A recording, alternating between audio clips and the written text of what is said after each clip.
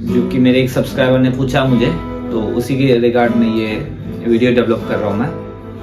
तो कोशिश करूँगा कि उस सवाल का अपनी तरफ से बेहतरीन जवाब दूँ जो मुझे समझ में आता है।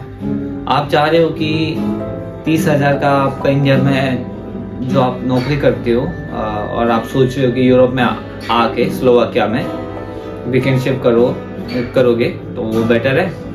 तो फर्स्ट ऑफ ऑल यहाँ में जॉब काफ़ी टफ काम है यहाँ का। आने वाले टाइम में आप मेरे पॉडकास्ट में काफ़ी लोगों को देखोगे, उनके एक्सपीरियंस वगैरह की वीडियोस वगैरह मैं डेवलप करने वाला हूँ वेरी सून।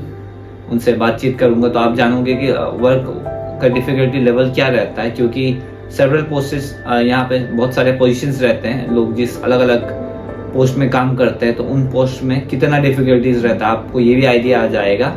और रिगार्डिंग वीकेंड शिफ्ट ये हम डिसाइड नहीं करते हैं, नीदर ये आपका इंडिया के एजेंसी वगैरह डिसाइड करते हैं। मैक्सिमम क्या होता है कि जब हम यहाँ पे आए हैं तो हमको पता नहीं था हम रेगुलर शिफ्ट में जाएंगे कि वीकेंड शिफ्ट में।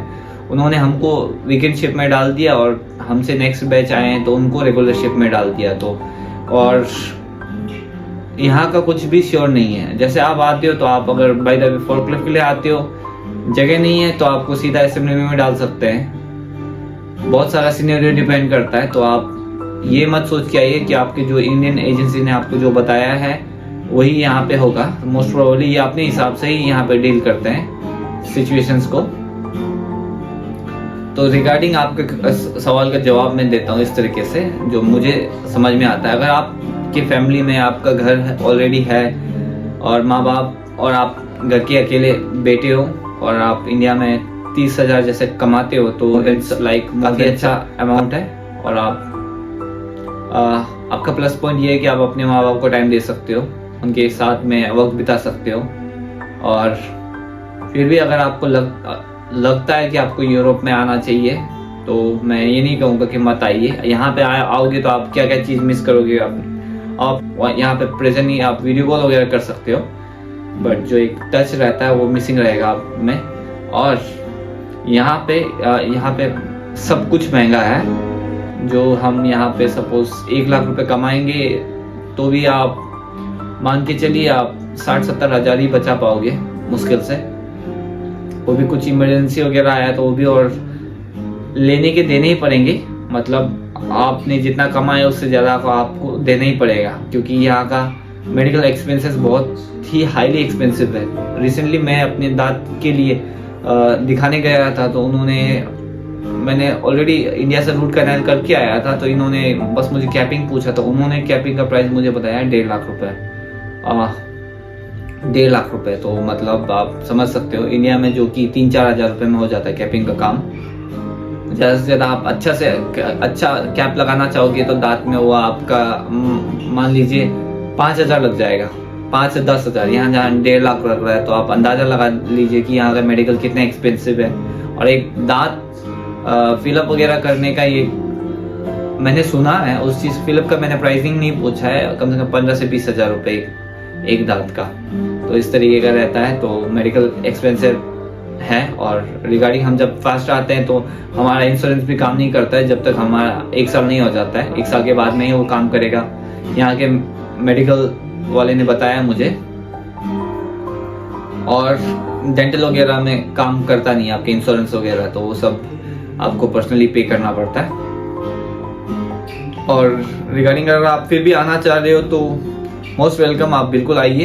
इसमें मैं नो डाउट नहीं कहूँगा। वीकेंड शिफ्ट एक अच्छा शिफ्ट है जिसमें आपको टाइम मिलता है 2 दिन काम करके 5 दिन आपके हाथ में रहता है। उस वक्त में आप बाहर में कैश का काम देख सकते हो। राइट नाउ हमारे यहाँ से एकोमोडेशन से काफ़ी लोग जा रहे हैं सेरेड, जो कि वहाँ पे काम करते हैं वेयर हाउस में। स्कैनिंग वगैरह का काम रहता है, क्लोथिंग वगैरह का। तो उसमें उनको 1000 to 1100 बना देते हैं वहाँ पे। वहाँ से 1100 और यहाँ से 600-600 समथिंग मान के चलिए। तो कुल मिला के 160-170 जितना बन जाता है। लेकिन उसमें उनको रेस्ट नहीं, कोई सा भी रेस्ट इन द सेंस आना जाना काफ़ी ज़्यादा रश वाला काम हो जाता है। वैसे काम कर सकते हो या आप वहीं पे रह सकते हो।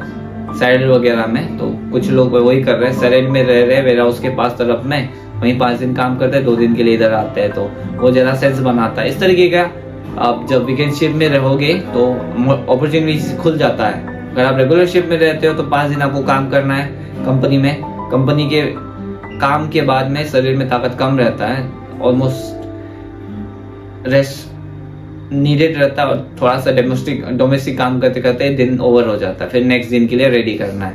इस तरीके का वो रेगुलर शिफ्ट वालों का मतलब रूटीन चलता है, जो कि मैंने ऑब्जर्व किया हुआ है। और हमारा वीकेंड शिफ्ट में भी ऐसा नहीं कि काफ़ी मज़ेदार है। 2 दिन के काम के बाद में हमको एटलीस्ट 2 दिन का रेस्ट चाहिए रहता है, क्योंकि काफ़ी टायरिंग काम रहता है और थोड़ा सा रिस्की काम भी है यहाँ का। क्योंकि काम जैसे आपने मिस्टेक किया तो काफ़ी टफ पड़ जाता है, वो मिस्टेक भारी पड़ जाता है। आपने कितने बार अच्छा काम किया वो नोटिस नहीं किया जाएगा, कि जैसे आपने मिस्टेक किया कि वो जो बहुत हाईलाइट हो जाता है। तो इस चीज़ों का ध्यान रखिए। सैटरडे का काम तो चल जाता है, वैसे जब संडे का दिन आता है रात को 12 बज जाता है, जब 6 बजे से जो शिफ्ट शुरू हो जाता है 12 बजे तक तो ठीक रहता है। 12 से जब 2 बजने को आता है तो मतलब बहुत ही बेकार फीलिंग डेवलप हो जाता है अपने अंदर में। मतलब ऐसा लगता है कि मतलब कहीं फंस गए हैं, और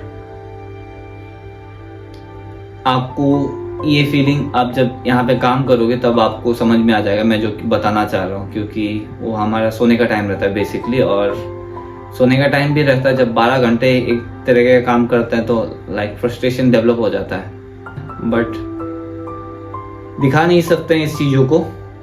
इस तरीके से हमारा शिफ्ट चलता है। तो अगर आप चाहते हो इसी तरीके का काम करना तो डेफिनेटली आइए। और लोनलीनेस तो डेवलप हो ही जाता है, नो डाउट।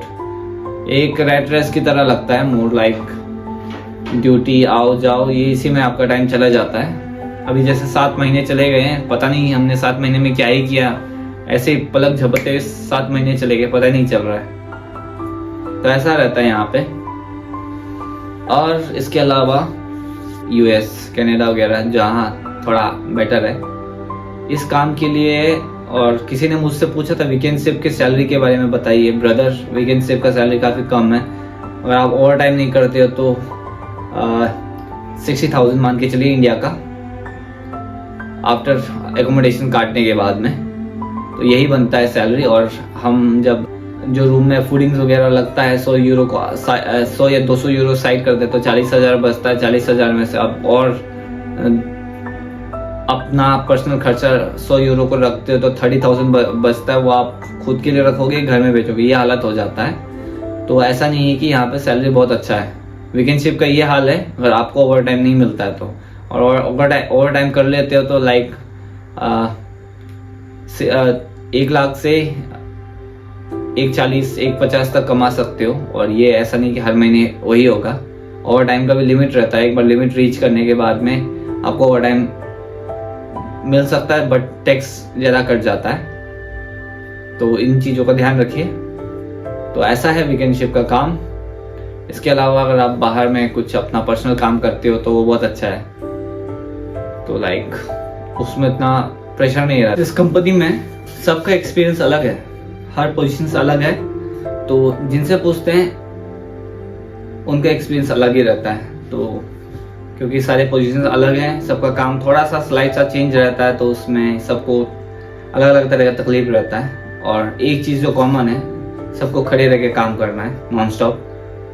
तो आने वाले वक्त में जानेंगे, मेरे जितने भी फ्रेंड्स हैं ज़्यादा से ज़्यादा कोशिश करूँगा कि उनको लाऊं इस पॉडकास्ट में, और उनसे तो एक्सपीरियंस शेयर करेंगे आपके साथ में। तो इस चीज़ को रिगार्ड में अब मैं बीच में आपसे ये रिक्वेस्ट करता हूँ, अगर आप वीडियोस को कंज्यूम करते हो, देखते हो और आपने चैनल को सब्सक्राइब नहीं किया तो प्लीज़ चैनल को सब्सक्राइब कीजिए, ताकि मैं एटलीस्ट यूट्यूब के क्राइटेरिया को कंप्लीट कर लूँ और वहाँ से मुझे सम सॉर्ट्स ऑफ हेल्प मिले। क्योंकि ऐसे वीडियोस को बनाने के लिए वक्त लगता है। और राइट नाउ अभी 11 से 12 बज रहे रात के, और मैं ये वीडियो डेवलप कर रहा हूँ, तो इसका मतलब मैं कुछ सोच के ये वीडियोस बना रहा हूँ। आपका भी हेल्प हो जाए, मेरा भी कुछ हेल्प हो जाए, को रिगार्ड में लेके ये मैंने अपना जर्नी स्टार्ट किया हुआ है। और ये channel basically information based channel नहीं है। मैं चाहता हूँ कि मैं अपने मेमोरीज को कैप्चर करूँ, इसीलिए मैंने ये डेवलप किया है।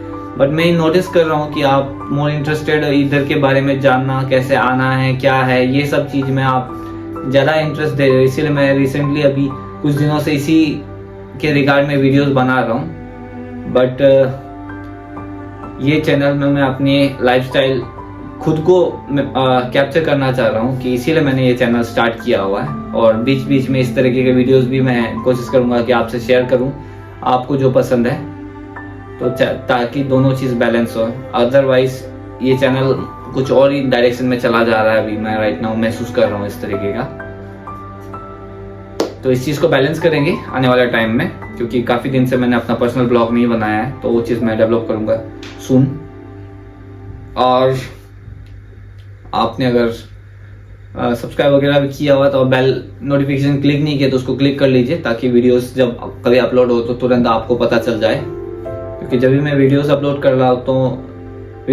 कर लेता हूँ तो बहुत कम लोगों ने नोटिफिकेशन बेल को ऑन किया हुआ है, तो उसको मैं देख सकता हूँ अपने एनालिटिक्स वगैरह में कि, तो अगर आप उसको क्लिक करोगे तो आपको तुरंत पता चल जाएगा कब कब मैं वीडियोस को अपलोड करता हूँ। तो आपको इजी रहेगा इन्फॉर्मेशंस अपडेट लेने के लिए। और आने वाले टाइम में काफ़ी इन्फॉर्मेशन आपको शेयर करने वाला हूँ यहाँ के पार्ट टाइम जॉब्स वगैरह में। इसके लिए चैनल में बने रहिए।